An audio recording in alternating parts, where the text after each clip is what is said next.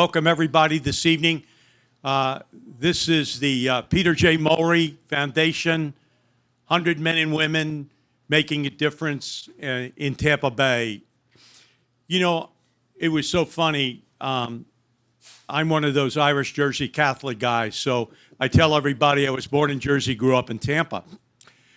So the other evening, I was kind of channel surfing, you know, and when I was younger, it was channel surfing kind of towards sports or something of that nature. But I came across the Catholic channel on TV. And it was a gentleman that was interpreting the Pope's speech on his message for 2022. And I thought it was really kind of cool because it's really what the 100 men and women are kind of all about. And what he was saying in Italian was, and I'd like to talk to you in Italian, I can't do that one. But what he was saying is we get caught up in so many intentions and so many New Year's resolutions. And really, we've got to make things simple in a complicated world. And he said, I am starting my year off with 3 words, and I suggest that everybody in the congregation do that. And it was interesting because the 3 words were thanks, sorry, and hope. And I thought, isn't that neat? Because I feel, just with the people here who help us build or have built a pretty neat foundation. The 100 men and women was really kind of I'd like to say I thought about it, I did not. I was in a baseball stadium in Texas, and one of my fellow alumni from St. Leo University tapped me on the shoulder and he said, hey, did you hear what John and I are doing here in Fort Worth, Dallas? I said, no, John didn't tell me. He said, well, we've created this group called 100 Men Giving a Damn About Dallas and Fort Worth. And he said, what we do, Pete, is every quarter we ask for some money from a person, an individual, a business, whatever it be. And then we evaluate the foundations in the Dallas-Fort Worth area, and we give them the money. And so I thought, ooh, that's kind of an interesting idea. What about if we already have a foundation? He said, well, Pete, I'm sure you know how to figure that out. He said, I want to tell you, the women in Dallas got so envious of what the men did, they went out and they started it and they blew us away. And so I got back and I said to my board, I've got this, I call them cat thoughts, and if you played for me or been around me, I call them crazy ass thoughts, right? They just come up during the random part of the day or whatever, and I think about them and I think, well, I think we could do this. So I said, let's create 100 men and women making a difference in Tampa Bay. And they said, ooh, that's really good. So I guess it's been 4 or 5 years that we've started this project. And the 100 men and women were all about $100 a year with 100, 200, 300, whatever we could get to join this cause. And then I got thinking last year, you know, we've had a fabulous golf tournament, and we were able to gain some great dollars to do some really neat things. And so the 100 men and women are really all about the people that give us time, treasure, and talent. It doesn't matter whether they give us money or not. Some people come out and they serve us at different areas. So that's why we want to have an appreciation night, to say thank you for what you do for us. Because without you, we don't have a foundation. You know, people say, well, is it a nonprofit? Yeah, but you got to have some profit to do it to get going, right? So yes, it is a nonprofit. It's a 501c3, but you got to have that to go. So I just wanted to just tell you thank you so much for what you do. You know, I think a lot of people are confused, and I tell the fellas that played for me, I said, listen, I would be nothing without you. And some of them are here tonight, and that's true. Because if you don't have people and you don't have relationships, you don't have much. So thank you for coming. And I want to introduce someone to you that I met last year. You know, we didn't have our annual Life Skills Through Sports clinic that's happening this Saturday. I'm going to talk to you a little bit after we're done here about it. But we did a virtual presentation on Facebook that was just absolutely fabulous. And this gentleman really did a superlative job about talking about life skills, his experiences. The Master of Ceremonies today for this panel is Xavier Scruggs. Xavier, if you don't know, and you tuned into the Little League World Series last summer, that was Xavier. If you go on the MLB radio network, and you hear usually a lot of times he's on with Steve Phillips with Major League Baseball. I think he's the leadoff hitter. He doesn't look like a leadoff hitter. He looks like a 3-4 guy to me. I don't know.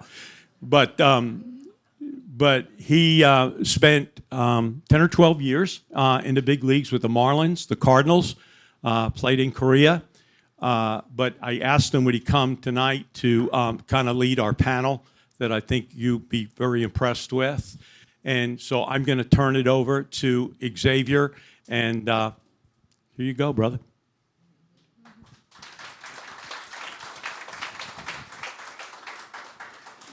Thanks, Coach.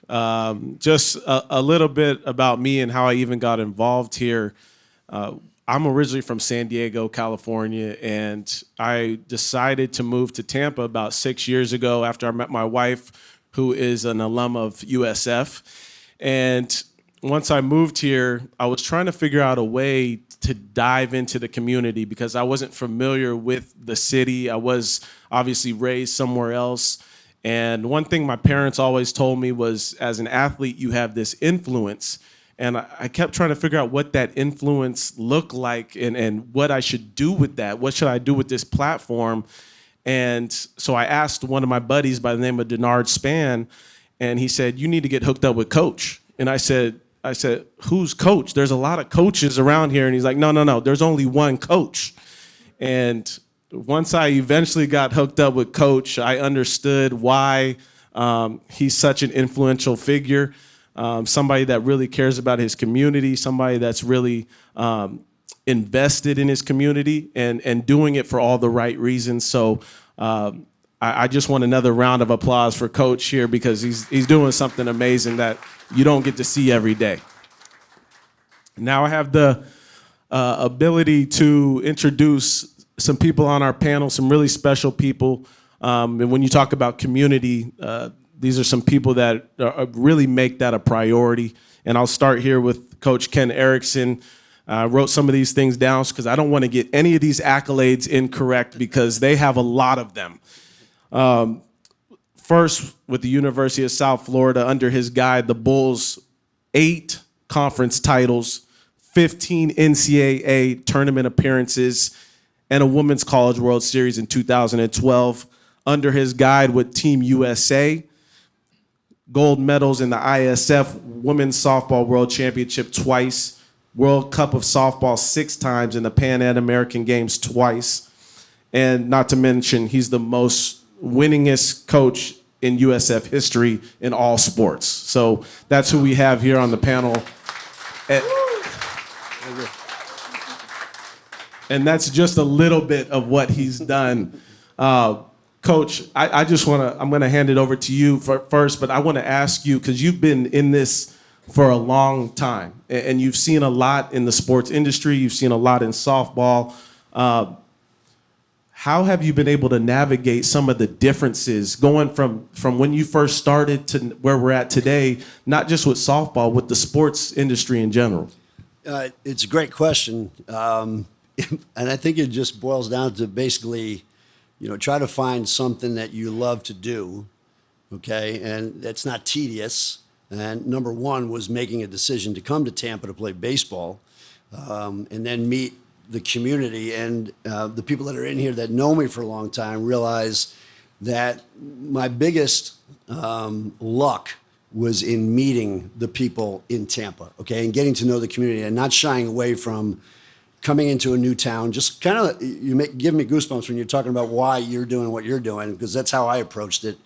And I was fortunate enough to be accepted by the people here. And with that, opened up many, many doors. And then I will have a humorous part of this is, as an observant young man, when I first saw Crazy Pete in the third base box for the University of Tampa, you had to listen and get beyond the antics of his passion to realize he's a very smart guy. And then you watched his players, and his players knew that he cared about them, right? And so one of the first lessons that I got in longevity was, if you have people understand that you care about them, then you have a chance to last a long time. And all the other things that came along for even meeting these people here on my right and getting to know and be successful at USF is just simply for the fact of, I never took myself too seriously. It was the job and the task at the hand. And as a teacher, it's fun. And somebody asks me all the time, when do you think you're going to retire? And I don't think you ever retire from teaching. It doesn't get old. I never worry about the scoreboard. Been fortunate to win a lot of things, but it's about, did we play well? Did we teach a lesson? Did it come to fruition? And that's the easiest way to explain how you navigate the pitfalls of professionalism and the pitfalls of amateur sports. So it's maybe more simple than it sounds. And I want to touch on the teaching aspect real quick, because in my career, whether it be little league to the major leagues, the teacher and the coach has always been something special. You can run across so many different coaches, but there's only certain ones that teach you values and principles. What are some of those values and principles that you find being a priority for you to get across to your athletes? Well, first of all, get to know them, and not necessarily worry about, how do you approach a pitch, or, what's your approach on a ground ball, or what's your thoughts on winning. It's get to know the person and get to know their context and their history or where they came from. And maybe that gives you an insight of why they act like they do, or what. And I'm not saying in a malicious way, act like they do if it's bad, but why do they act like they do in an aggressive mode? And realize, and I'll give you an example of like an Allie Carter, who's a relentless athlete. Kind of find out her past history of why she was like she was, kind of makes it easier for me to communicate with them. And so the caring part, the understanding part of the person themselves before you even get into the strategies of the game or the strategies of life makes it a lot easier. And I guess these are some questions are for myself personally. I could care less about. I'm going to use this as an opportunity to ask some personal questions. What would you say to somebody that is asking you what makes South Tampa, or what makes Tampa so special? What makes this city, what makes this community what it is, and why should I be a part of it? That's a great question, man. It's a passionate question for me, and the answer part, and it's kind of, I would just mention it to these guys here. I got here in 1979, and there was only one building in the downtown Tampa, right? And there was a place when you come out of the airport that said, Bienvenido a Tampa, right? I mean, I still remember that.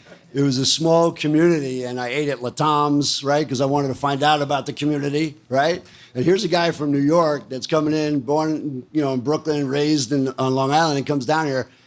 My dad had always taught me to be adventurous and go find out. If you want to find out about the people, go out on the street and find out about the people and ask questions. And so to me, it was Tampa. I want to find out about it because I'm going to go to school here.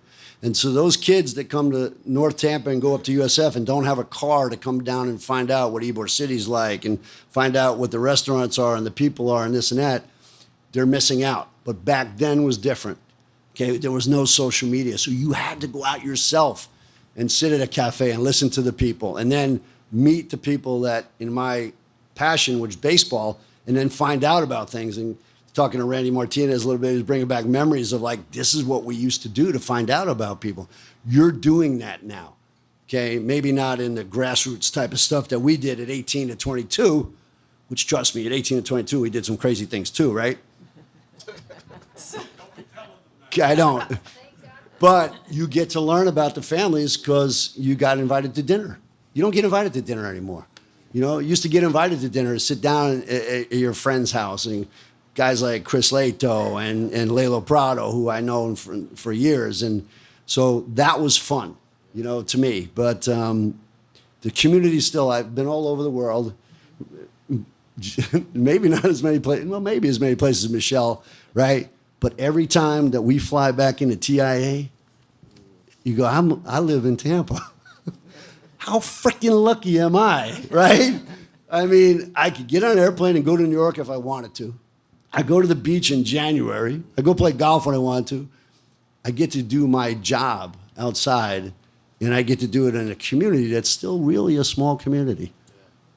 Yeah, well, you definitely sold it right there. And I think that's one of the things that I'm starting to realize as well, is that the community is small within itself, and you start to see that people actually care and really invest in the things that are important to them here.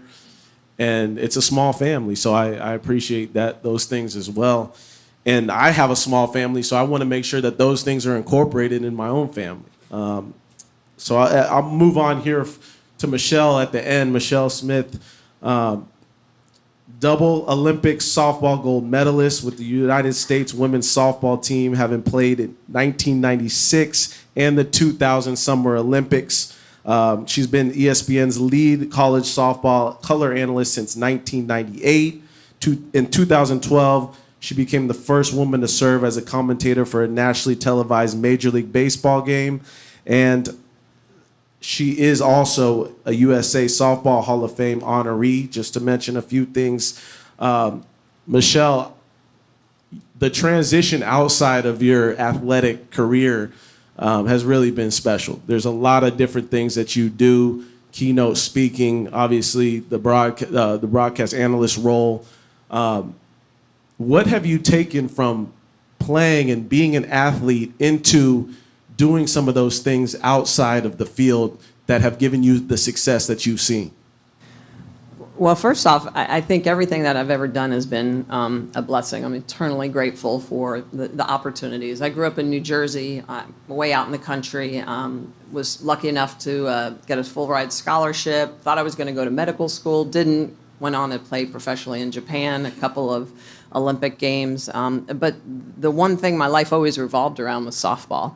On or off the field, it was always the community that and the people you're playing with, the communities you're playing in. And what I realized is that the softball, not going to medical school, I've kind of felt bad about that for a while in my life, and because I was like, oh, I should be helping people. And then I had a good friend of mine who was a doctor said, you know what, Michelle, just because you don't have a scalpel in your hand, you have a softball in your hand, you're still helping people. And so I think that's what I really became comfortable in my own skin, is I realized that I am helping people when I was a player. Now I'm still continuing to try to help people as an analyst when I'm talking about the game, when I'm trying to talk to dads watching games with their daughters, or just folks within the community, like how important sports are for young girls and women, and how much the game and women's sports has improved over the last 20, 30 years. I mean, it's just amazing opportunities now, so that our daughters can grow up dreaming to be anything that they want to be. I used to, when I grew up, I was like, oh, I want to pitch like Nolan Ryan. It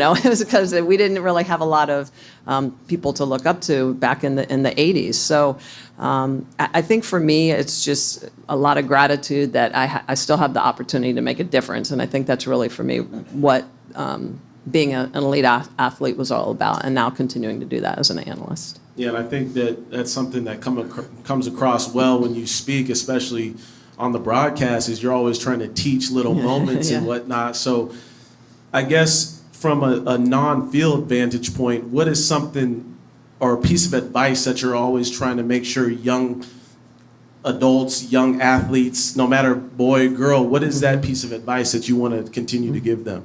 I think be curious, always, ask questions, always think, well, why is my opponent doing that? Why is my teammate doing that? Why is my coach calling this pitch or this play? I think when you're curious and you continue to ask questions, you learn, right? And it's, life is about learning every single day. So I do that even as an analyst when I go in. I love to listen to coaches and hear the way they talk to their players. I love to hear players talk about their approach to pitches and their approach to hitting off certain pitchers. So it just gives me an insight into their mind, almost as if I'm in the box again or in the pitching circle again, throwing the pitch or trying to hit a pitch. So I think it's just curious, continue to learn, and continue to make a difference. And how have you kind of seen the game evolve in softball from when you were playing to even today? Because now you're talking about it, Yeah. and you obviously remember when you were playing about it, there's got to be some differences. Oh, absolutely. I mean, our game has gone through so much in all the years that I've played, from 40-foot pitching distance to 43-foot pitch distance, a white ball to a yellow ball, bats that are hot to bats that, felt like you were swinging a telephone pole. So obviously technology has driven every sport, I would say, over the last 20 years. But I think our game we've become a higher IQ sport because we are on television now. We rate really well. We're fast. We're quick. People love to watch us. ESPN and NBC with the Olympics, they wouldn't invest the money that they do into our sport if the ratings weren't good. We're actually the fourth highest rated NCAA sport. A lot of people don't realize that, but that's how well the sport of softball does, for ESPN, and that's why they continue to grow the sport, continue to put it on television, and so those are all very, very positive things, but it's like anything in life, records and are meant to be broken. There should continually be growth, and hopefully we continue to grow the game for people within the game, the athletes, and of course the fans. That's amazing advice too. I'll move on to Allie here in the middle. Allie Carter, former collegiate All-American, medal-winning Olympian, softball pitcher, and first baseman. So she's doing both sides at one point. Carter is currently a member of the United States national team. Was a member of UCA Bruins from 2012 to 2015, earning 3 first-team All-Pac-12 and back-to-back Conference Player of the Year awards. She also earned back-to-back National Fast Pitch Coaches Association first-team All-American honors, represented Team USA at the 2020 Summer Olympics, and won a silver medal as well. Allie, my first question to you would be, in today's day and age, obviously you've done a lot within your short career. I guess I would ask, what has been something that you've taken from the collegiate time to now almost that professional level, the Olympic level? What have you learned from that time that has made you really come into the woman that you are now playing?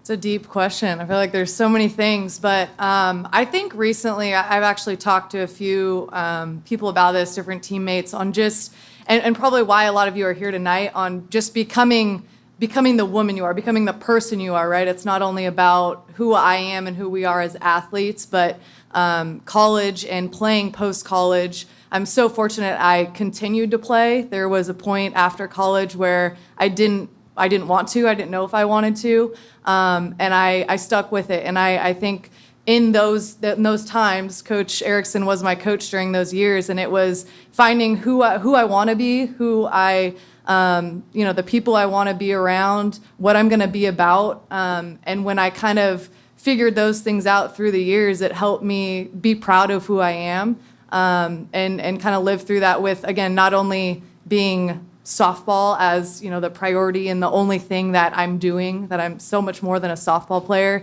I think when I realized that, and again with the years working with Coach Erickson and being on Team USA, I play in Japan currently, so that experience as well, like, it just teaches you so much more about life, and that there is more to just playing the game of softball.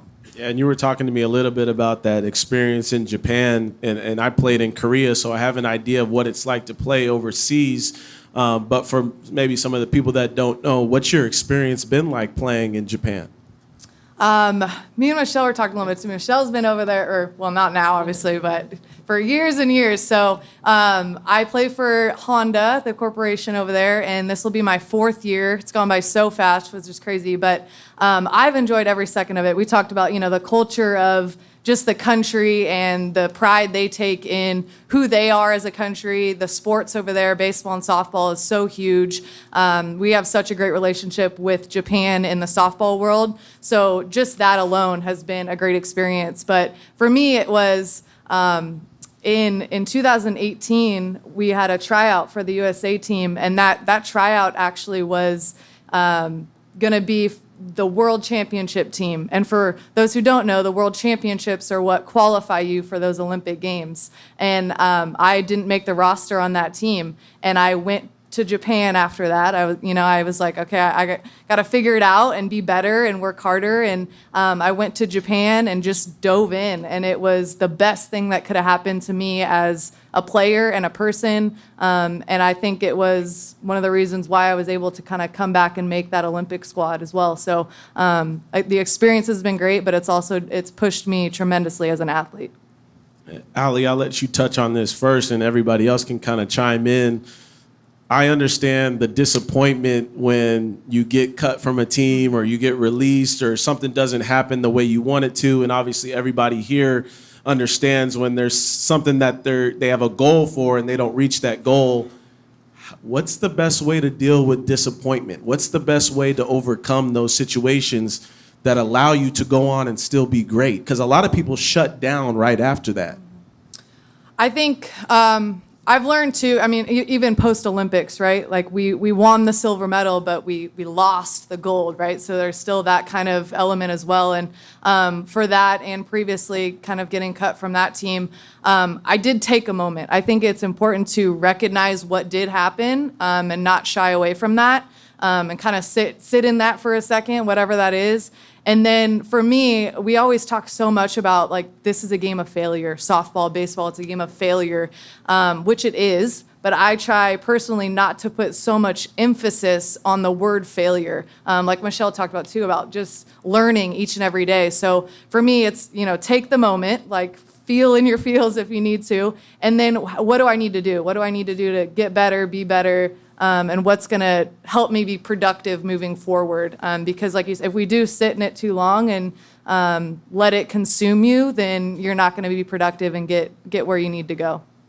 Michelle, your thoughts on?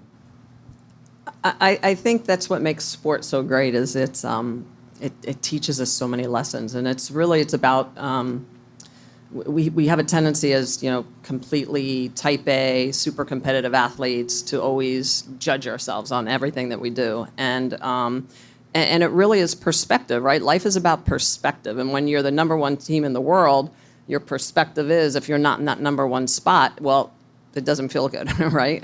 Just because you're so good. There's probably 205 other countries out there that would love to even just make the Olympic Games, more or less win any color medal. So it really is perspective on where are you looking? Are you looking from, the bottom up or the top down? And so I think as you become an athlete and you go through enough losses and disappointments and trials and errors and victories and successes, you start to look at things a little bit differently, and then that bleeds over into your life, and you start to realize that there's a victory in everything. It might not always be the victory you want, but there's a victory in everything. And so I've always tried to live my life based on just where I'm at in the moment, being where my feet are, and not trying to look at which is very hard to do at times, just not trying to compare it to everything else, because I truly believe in the saying that comparison is the thief of all joy. And it's hard to be joyful in something when you're comparing it to what if and should have and top spot versus second spot and all those things. So I think that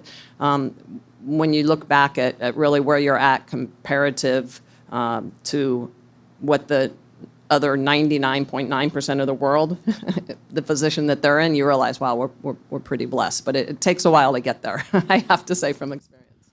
Coach, I want to get your thoughts on, dealing with disappointment, but also what Michelle just mentioned. How do you get young ladies or any athletes to not compare themselves to other players while fighting for a role on the team? It's a tough question for a lot of people, but you know, the one aspect is when you invest time into people, it makes it a little bit easier sometimes to focus the conversation directly to the vulnerabilities of people.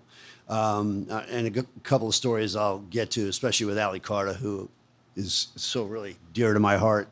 But also to Michelle's point, you know, the people that know, and that's all that matters to people like us. And I don't want to put, you know, and you're up there too because you're in a spotlight. And when you're in a spotlight, sometimes it can be very, very lonely because you have to cut out all the noise because there's more critique than there is, you know, pats on the back and this and that. And so you become very wary and trust of what people talk about and say, and especially with social media now and this and that. And I don't have social media, so it's great. So I have no idea how bad anybody's talking about me because if you know me also, and excuse my language, I really don't give a shit one way or the other, right? I mean, I know that my family loves me and I know that my players have a great relationship and this and that.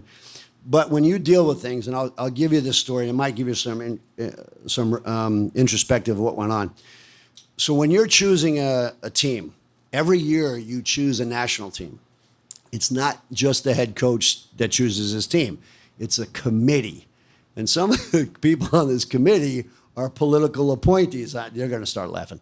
Okay. And so some of these things that come out in these, you have to fight for your players. You have to have an advocate. Okay. And so there was 2 players over the last 6 years that needed advocates. All right. One was Allie Carter and one was Amanda Chittister. And they were 2 players that I know could play. And my job is player evaluation and understanding who could fit into my system or whatever those stories are. And so in 2015, I like this Allie Carter kid. I'm watching this kid in college, and I'm watching her tenacity. Her college coach sends her out there for 400 innings a year, and she doesn't bark. I mean, she's like, just give me the ball, okay? And there was a World Series that, and I think you remember, it was an extra inning game, right? Pitch count. Trust me when I tell you this, I'm not BSing you. Pitch count was 288 pitches. Also, my pitch count in college in general was way too high. I walked way too many people. So okay. So I'm watching this, and all I'm seeing right now is a lion heart out there and a competitor, right? The only problem is that the gas tank is empty. And so that summer she comes to the trials, and she's out of gas. And so I kind of like, okay, I'm just going to give this kid a break here. Like, it's so many innings, and she makes the team. And I like what I'm seeing. And so we play that fall against Japan in the Japan Cup. Okay, now, this is the year that Ueno is healthy and strong, and Ueno's their number 1 guy, right? They bring everybody to this final game. They bring the premier of Japan to the game. I mean, they're expecting, like, we're just going to walk into. I go, Allie, you got the ball, right? And she goes, okay. And everybody else is like, you're giving Allie Carter the ball? I go, yeah. Allie sticks it up their ass for 8 innings, and we win. Okay, so right now I got an ace in the hole. I got it. I know who's going to be in the Olympics if we're getting in 16, but we don't get in 16. I know who's going to be on the team in 20. I got to know who's going to throw the gold medal game. I can tell you that right now. Okay, 2018, maybe she doesn't have the greatest tryout, but the committee at that point didn't use context, and I'm like, you got to be kidding me. Okay, and we had a kid that was hitting 450 the year before, didn't make the team either, so I'm PO'd. And thank goodness we had a team that understood that. Well, when she didn't make the team, I called her up. Do you remember this?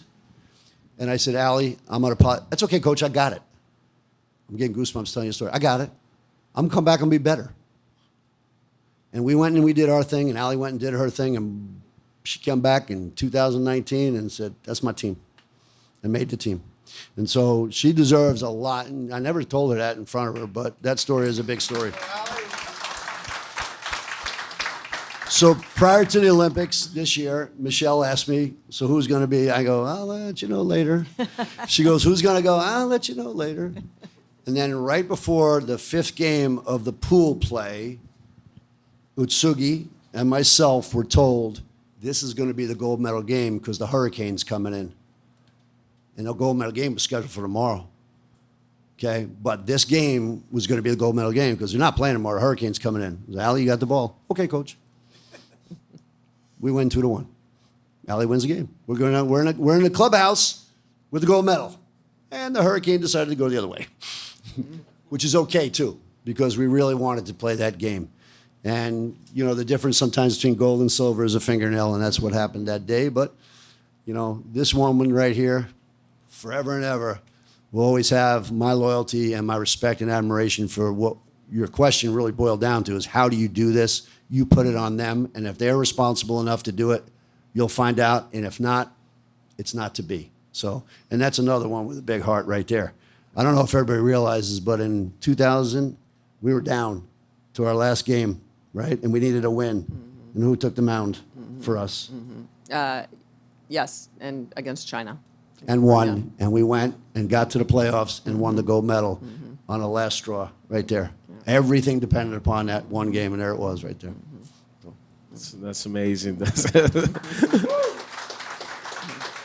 And I can open it up for questions as well. I just want to continue. Michelle, I'll start with you. And I think Coach touched on this a little bit.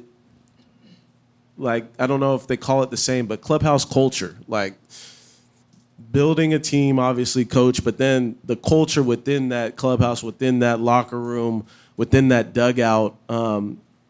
How do you navigate that, knowing that you have to be a good self-evaluator, right? And I understand this with baseball. There's always a battle as, okay, I need to make sure I take care of my part, but I also have to be a bit part of the bigger picture.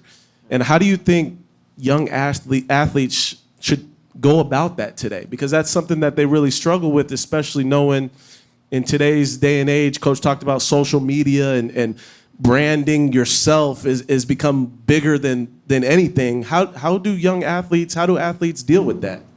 Well, I think it's important for parents, for coaches, for leadership within the team to really continue to talk about the fact that teams win championships. You know, you have individual players on the team, but you really have to build the culture of a group of individuals working together. And I love that a lot of times in business now, you see businesses, they talk about their team, right? Because they realize that teams do really significant things together. And so if you can have a strong bond of 18 or 20 players, 15 in the Olympics, really becoming a unit of one, you have a much greater level or ability to be successful than if you have people just all pulling in different directions. And sometimes, you know, it's very difficult because people start focusing on the wrong things, the endorsements and the media and all the things that don't really matter. What really matters is, you know, the team working together to win that championship. And so trying to relay that to young athletes, a lot of times they may not understand it. Like, well, why did so-and-so get their picture in the paper and not me? Or, you know, it's harder at times to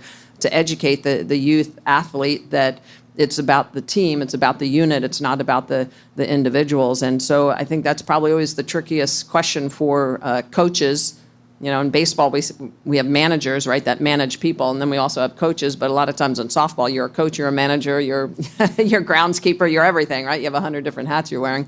And one of those is also sports psych, you know, trying to get the team and the young athletes for everybody to buy in. But I think that's always the secret sauce in everything in life, is just trying to find a way to get a group of people to work together and not worry about who gets the credit, but just that the shirt, you know, as I always say, it's the name on the shirt, at the front of the shirt, that's more important than the name on the back of the shirt. Allie, how do you deal? You're playing right now, so how do you deal with that kind of thought process of athletes? I need to use my platform, I need to build this brand, you know, but also I got to balance playing and being productive on the field. I struggle with that too. I do have social media, but I'm not one of the, you know, getting all these deals and one of the top people doing all these things on Instagram and all those things. But it is, in this day and age, important for a lot of, you know, your brand and different connections you want to have. So I think for me, it's been finding ways to do that in a productive and positive way that I enjoy. Because I think for me, it takes a lot of energy out of me to do all these things on social media. And again, like my priority is training and being ready to play on the field. So how can I do, you know, a couple things here and there that maybe I'm very passionate about, and implement that into my brand and what I just kind of post organically versus all these different deals and endorsements. That's just personally how I've tried to handle it, because it does get, I mean, it's stressful. I think for maybe the younger ones now growing up with it, it's a little bit easier, and that just kind of, you know what you know, and that's what they know. But it is difficult at times. And just as for like the, you know, the kind of the clubhouse culture stuff too, I think from what I learned is like being who you are, and I think trusting like the coaches and managers, you know, put all these people here for a reason, and why you may not, you know, get together off the field, or you may not be super close off the field, on the field, and the jersey that you're wearing on front, that's who we are as a unit. So respecting each other for who they are, even though I may not hang out with you personally off the field, what are you bringing to this team, and how can we work together? I think is how I've tried to approach it. That's big. That's big. Coach, we want to open up for some questions. And I have one. Yeah. In a world that we live in athletically, in an entitled world for young people, when I look at Olympic athletes, I am amazed the work that you all had to do to get to where you are. How can we help our young people realize the drive or the hard work or what they need to get down the road to be in a place that you have sat and are sitting?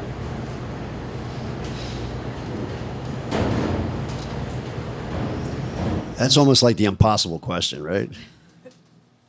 Yeah, you know this, and I'm not being facetious when you know this, but she didn't need self-motivation. She had it. She didn't need self-motivation. She had it. He didn't need self-motivation. He had it. When you have to try to motivate people to get to where you're trying to get them to, and what you're, you know, their level, that's work. That's work. And so the percentage is there. They're there. There's 40% of them there. Okay, the other 60% you could beat your head in the ground about. It's kind of like when we get players and say, when you send that kid to college, they're going to go from throwing 64. By the time they're in college, they're going to be throwing 68. This does not happen. Okay, you know, sometimes in crudely describing this, you know, usually that's decided when the sperm hits the egg. You know how good you are. You know, and then do they have the wherewithal? Do they have that internal drive to go, you know what? I see something I want. Because we've all played with players that are incredibly talented that had no drive. And there's no way you're going to be able to motivate them. So, I mean, if you show them what this is and they love it, they're going to go get it. But I don't waste my time anymore. You know, it's tough. As I'm talking as a coach, it's tough. You see talent, and then you go, it's too bad. Coach, I think what I'm saying is you and I come from the same book. And today, I see coaches almost, what's my word, afraid of telling or teaching, because, you know, I'm so many, once a teacher, always a teacher. It is us. Once a coach, always a coach. So you have that drive to step in and do that, but it seems like more parents have their say, or more administrators have their say, or more Olympic Committee has their say, and we kind of, again, need to find I wish I could call it a magic wand, to get kids who are entitled, always having a trophy, get back to know I can get there. I'm a talented person, but I have to work hard. Like Allie told you, I got this, coach. I'll be better the next time. That's an enigma today. It's an enigma, but to give you a perspective, and I agree with you completely. Look, I mean, there's no question about it, but to give you a perspective of what I'm talking about percentage-wise, of all the players in the United States that play softball, okay, so think about Division I, there's like 300 teams, right? Division II, there's like 450 teams. Division III, there's like 600. Junior college is like, forget about it. And then you have 18 under, which is about the age you start looking at players that can play. So now how many millions of people are playing fast pitch softball, right? Okay.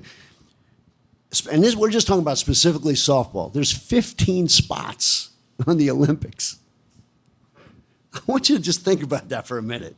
You have almost like 15% of the population of the United States is playing and only 15 spots. Right. So now Major League Baseball has a little bit bigger pool, obviously. There's how many Major League teams, and then there's minor leagues and this and that. Right. For these guys, I know there's a glow behind them right now, but really, that's amazing what went on, right? Okay, so the motivation point here, I love motivation. If you have it in yourself, you're going to find it. I did. I was always told I was nothing, right? I'm 5'10", 158 pounds in high school and told you're not going to play Division I baseball. I was told no. Told I wasn't going to play Division I basketball. No, not going to do it. I earned a scholarship to go play at a Division II basketball team, and I was offered a walk-on spot here at South Florida. So I'm going to take it because I like the beach. Okay? That's it. I mean, on my recruiting trip, I'm telling you right now, I got off the airplane at TIA. They didn't go left to USF. They went to Bikini Beach right away. I go, I'm in. 18 years old, Clearwater Beach. Oh, my God, yeah. Okay? But the point was, don't tell me no. Don't tell me no. Okay, I was different. I played fast pitch softball in this area also. Clearwater Bombers said, you're not good enough. I was okay. I beat them. And then they took me. And then I made Team USA. Actually, Michelle and I were in Team USA together. That's how I got to meet Michelle. Okay? And then the biggest accolade I ever got from somebody on our stature, because you always want approval from people at your level. You always want like acceptance or approval, right?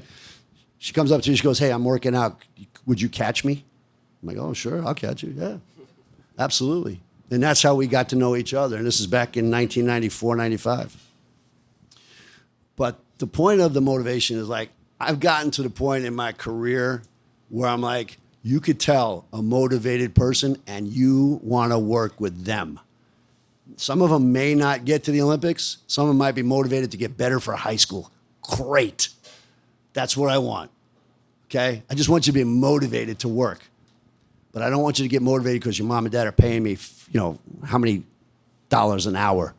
Okay? Because then you're wasting the kids' time because it's not passionate anymore.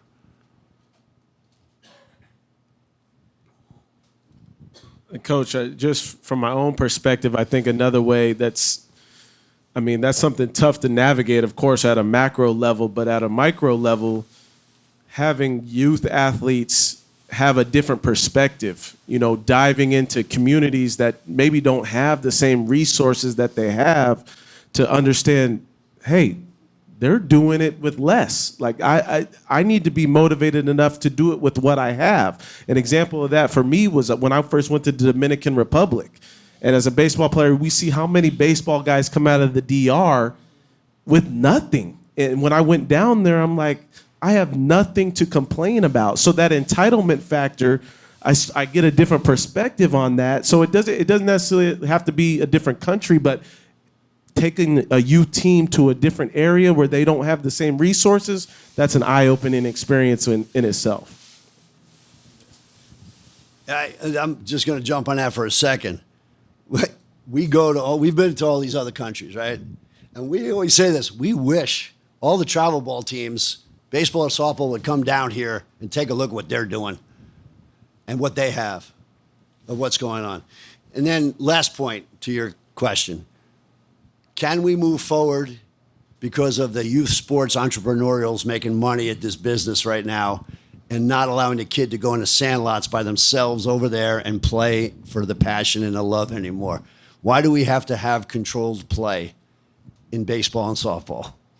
All of us in here that ever played the game, we didn't need coaches to go out there with a couple of sacks or just, for me, it was like the street corner, like the manhole cover was home plate, okay? And we didn't mind sliding in the concrete, okay? So that's not there anymore because everybody wants control. Yeah, I think a lot of it, too, is letting kids just be free and play for the love of the game. I mean, my Untitled childhood, I played flies and grounders. It wasn't even always a game because we didn't have enough kids in the neighborhood. So we just would play flies and grounders and count points and who got to hit and diving after balls just to be competitive. But it was just falling in love with the diamond sports. And so it didn't matter if it was baseball or softball. You know, I grew up in, you know, back in the day, there was the Yankees on one channel, on channel 11, and the Mets on channel 9. And people ask me all the time, they're like, are you a Yankees fan or a Mets fan? And I'm like, I cheer for the team in pinstripes. And they're like, oh, you can't say that. You cannot be a Mets fan and a Yankees fan. And I'm like, I was a fan of whoever was on television because I wanted to watch the sport, you know? So I think that's a lot of it is really trying to find a way for kids just to fall in love with the sport because if they do that, they'll always be in the game. You know corkball? Yeah, of course. Of course. That's how I started in the cul-de-sac playing. Someone bounce it, you still hit a home run off of that thing.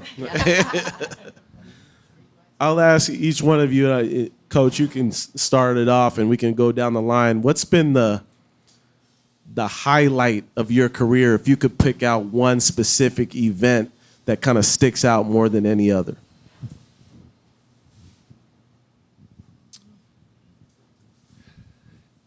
All right.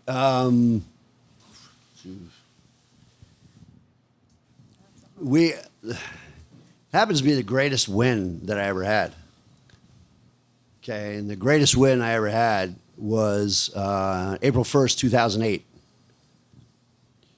You had a kid drop dead on the field on the pitching mound, and I got out there, and she was stiff as a board, and basically died in my arms. And that day at lunch, I had picked up USA Today.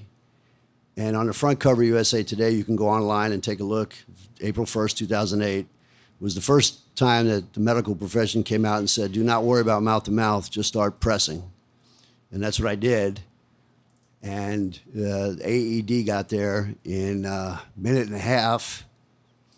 And the EMTs got there within 5 minutes, and that whole span felt like it was about 6 hours.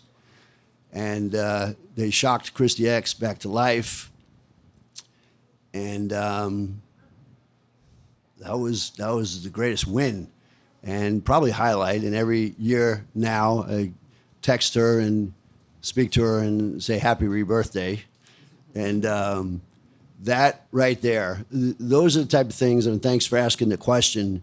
Those things transcend the game. The relationships transcend the game. As I told you before, the scoreboard has never mattered. I had more compassion for the players on the team that felt like they had lost this past year with all the efforts they put into it, and some of them will have an attempt to come back and win again. But I had already told them, and I think you might remember this, I said that game was not the toughest game that you'll ever play. The toughest game is about to start tomorrow, and that's called LIFE. So, but thanks. I didn't mean to bring everybody down, but that's a very passionate story of mine, so thank you.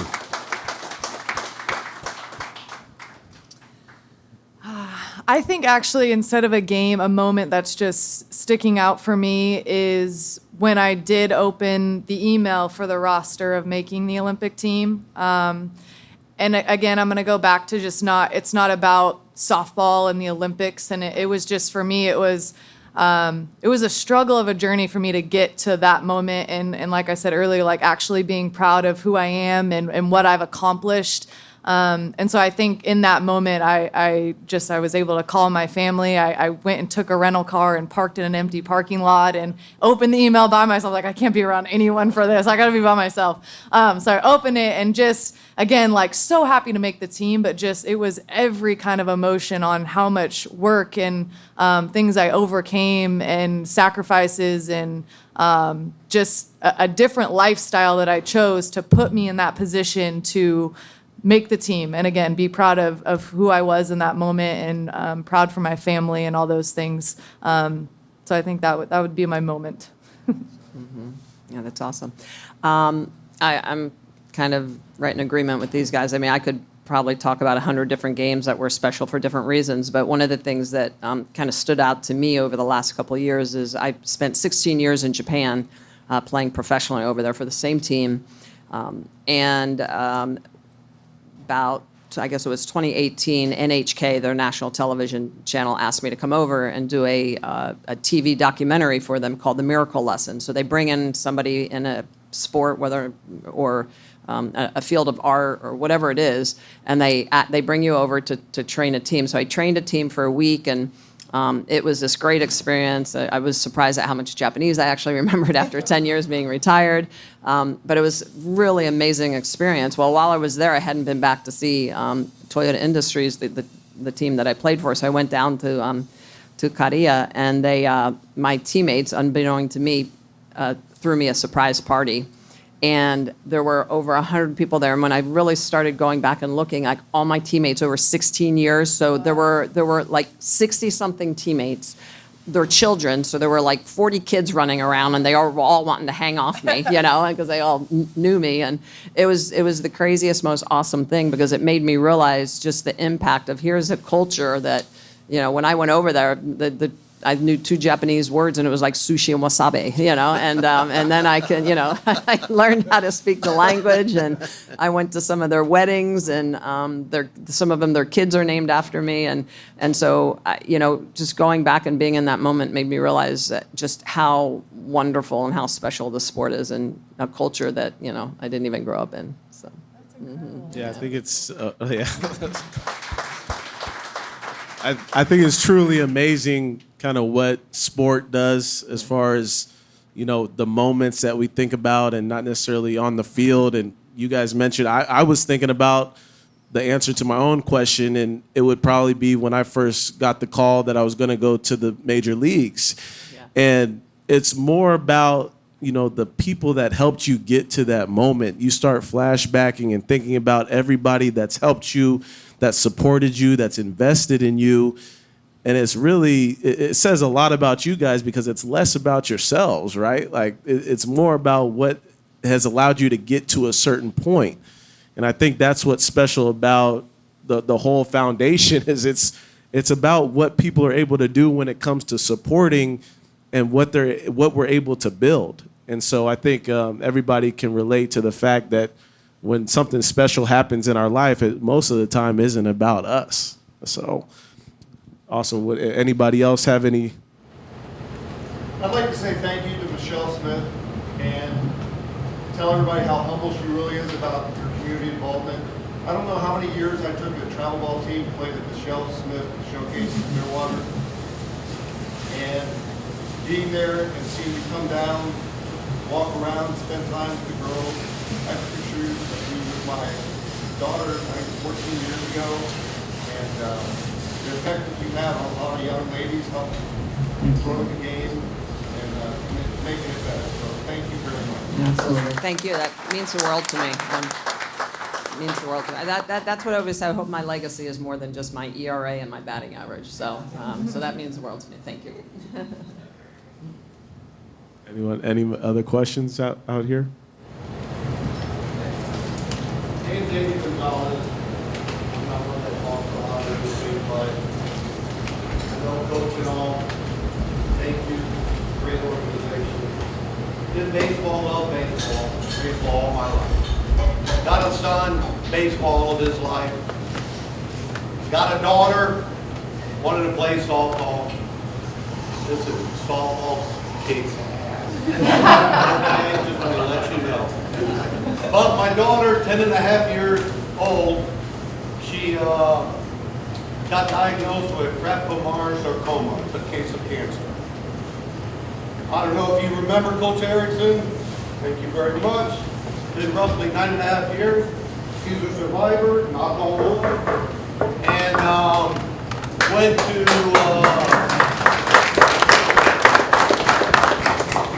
got a hold. I know Lelo Frago very well, and got me in touch with Coach Erickson.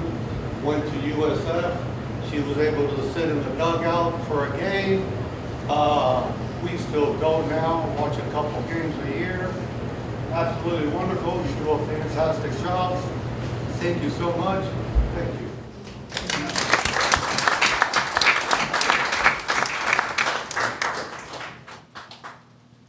Just one commentary. Thank you for doing what you're doing right now, too. I think everybody here realizes that the game doesn't define these people, myself included. We won't let it. Because if you do, your ego gets ahead of what you're on the planet for, you know. And I was just so fortunate to be involved with Allie and the teammates that she has played with, Michelle, the teammates that she played with. Once again, yeah, I'm from New York, but this Tampanian has been really, really fortunate since 1979 to be part of this community. Pete, I want to thank you also personally for giving a time of day to an 18-year-old pain in the ass that was relentless in trying to find out how to get better at the game of baseball. And you did take the time. And a lot of people don't realize it wasn't just you cared for your own players. You had a passion for teaching through the game of baseball. And that meant a lot to us young guys at the time.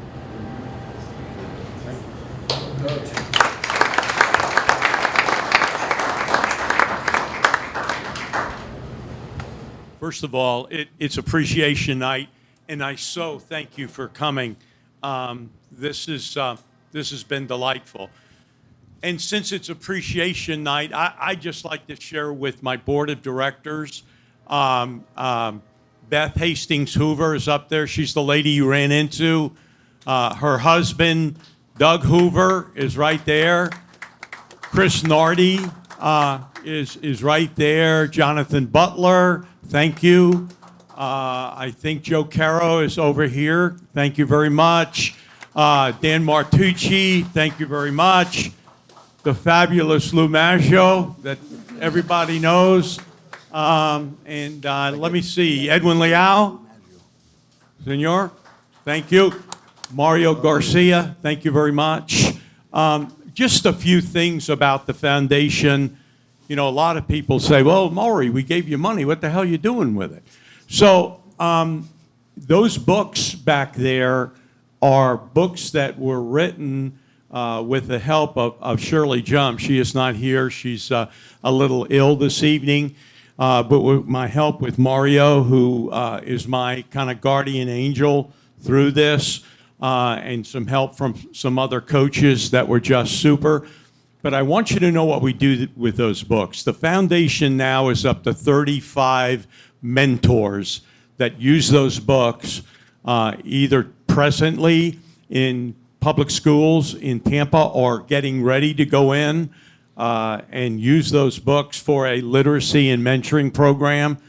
And our goal with Chris Nardi and Beth Hoover, Chris works for Truist. They gave us a $10,000 grant to pursue. We've got 4 more books together. And if you don't know what it is, there's a character for each baseball position with a life skill that's about that story. Whether it be hard work, accountability, responsibility, that our goal is we'd like to be in 5, 10, 20, 30 elementary schools. Because even though I was a high school and university coach, I think our best shot is at our young people. Because not only our young people, but we get a shot at a young parent. And I think that, okay, there we go. Nobody moves, nobody gets hurt. Us folks from Jersey, right? So, but and also, if you look up here, this is kind of a little montage of what we'll do this Saturday, and that is we hold a life skills through sports clinic with many of the people in this room. 2 years ago, before COVID, we had pretty close to 300 kids, 200 parents, and 100 volunteers that day. So this morning, the registration was 222. So we hope we're going to start to come back this year. So if you know of anybody you'd like to bring them, I left some posters up there. Folks, it's a free clinic. That's what the 100 men and women do. It's a free clinic. Kids come, we feed them, we nurture them.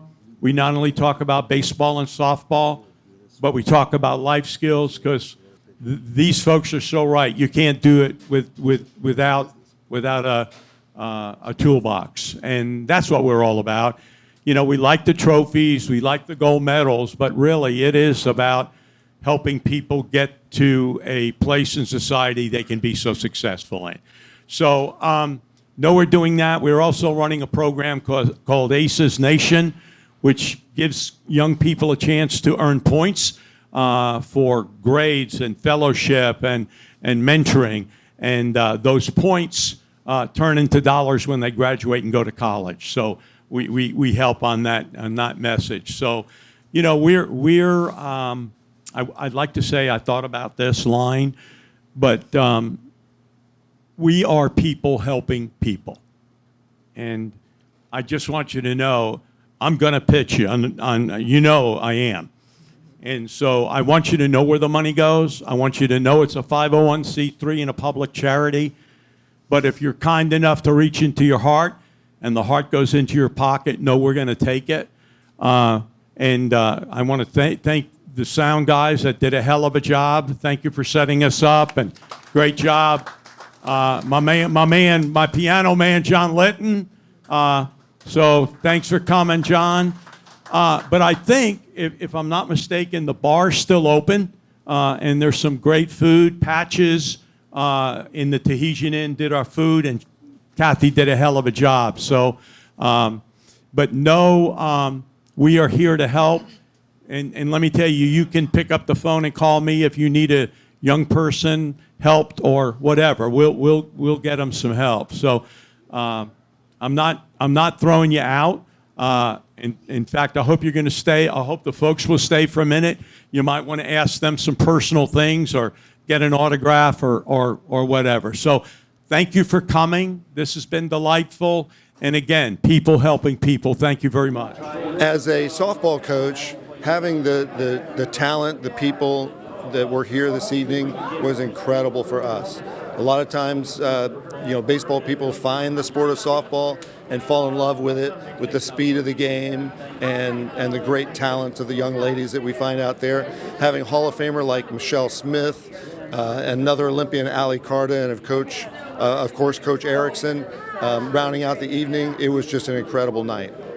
Peter's an amazing man and coach, and I think any time that you have an individual that cares about kids and wants to make a difference and wants to leave a legacy of paying it forward and making sure that these young athletes have the ability to learn on and off the field life lessons, it's a no-brainer. You got to support the charity, you got to give to the foundation, you got to make a difference, because that's what Peter's doing to a lot of boys and girls here in the Tampa Bay community. You know, it was really cool to come out here tonight and support Coach Mulry.